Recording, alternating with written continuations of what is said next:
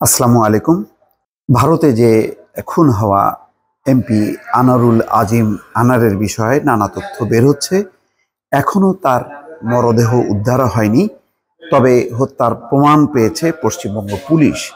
সে ব্যাপারে ভারতের পশ্চিমবঙ্গ পুলিশের মহাপরিদর্শক অখিলেশ চতুর্বেদী তিনি বক্তব্য দিচ্ছেন, সাংবাদিকদেরকে তথ্য দিচ্ছেন।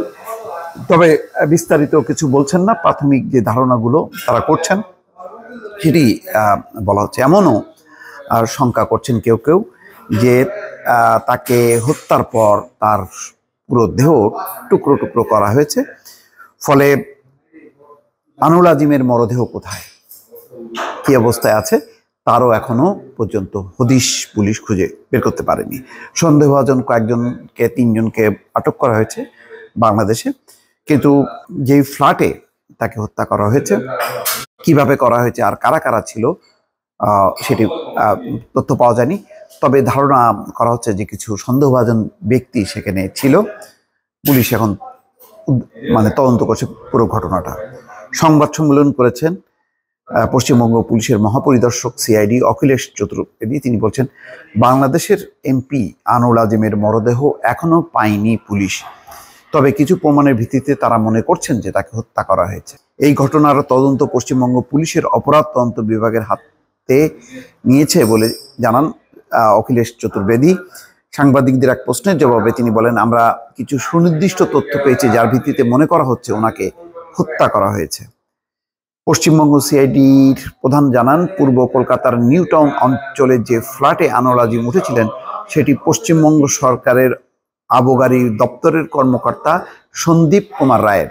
সন্দীপের কাছ থেকে ফ্ল্যাটটি ভাড়া নিয়েছিলেন আখতারুজ্জামান নামে এক ব্যক্তি। আখতারুজ্জামানই ওই ফ্ল্যাটে আনুল আজিমের থাকার ব্যবস্থা করেছিলেন কিনা তা খতিয়ে দেখা হচ্ছে। কলকাতার নিউ টাউনের অভিজাত আবাসিক এলাকা সঞ্জীবনী গার্ডেনের ওই ফ্ল্যাটে আজ তল্লাশি চালিয়েছে পুলিশ। সেখানে কি ধরনের জিনিসপত্র পাওয়া গেছে বা রক্তের দাগ পাওয়া গেছে কিনা সে বিষয়ে সুনির্দিষ্ট কিছু জানাননি অখিলেশ চতুর্বেদী। তিনি বলেছেন, পুলিশের ফরেনসিক বিভাগ তদন্তের কাজ শুরু করেছে, তদন্তে অগ্রগতি হয়েছে বলেও তিনি উল্লেখ করেন। আনুল আজিমের সঙ্গে কয়েকজন ব্যক্তি ওই ফ্ল্যাটে এসেছিলেন জানিয়ে অখিলেশ চতুর্বেদী বলেন, কিন্তু তারা কবে বেরিয়ে গেলেন সে বিষয়ে আমরা তদন্তের স্বার্থে এখনই কিছু বলতে পারছি না। এইটুকু বোঝা যাচ্ছে যে 13ই মে উনি এখানে এসেছিলেন, তবে তার আগেও এসেছিলেন কিনা এখনো জানি না। আনুল আজিমকে হত্যা করে দেহ খণ্ড খণ্ড করে ফেলা হয়েছে কিনা সে বিষয়েও কিছু বলতে চাননি সিআইডি কর্মকর্তা অখিলেশ চতুর্বেদী।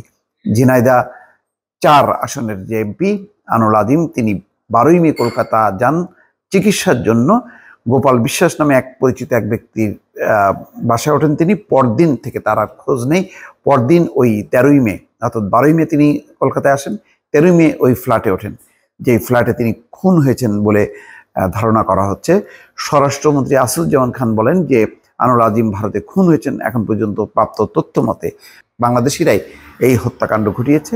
এই ঘটনায় ইতিমধ্যে বাংলাদেশে 3জনকে গ্রেপ্তার করা হয়েছে। তবে বিভিন্ন সূত্র বলছে যে এখানে স্মাগলিং এর ব্যাপার থাকতে পারে, গোল্ডের, ভারত বাংলাদেশ মিলিয়ে, ফলে এটি এখনো চট করে ঠিক নিশ্চিত হওয়া যাচ্ছে না, বা পুলিশের পক্ষ থেকে বলা হয়নি যে শুধু বাংলাদেশিরাই এরকম হত্যাকাণ্ড ঘটিয়েছে।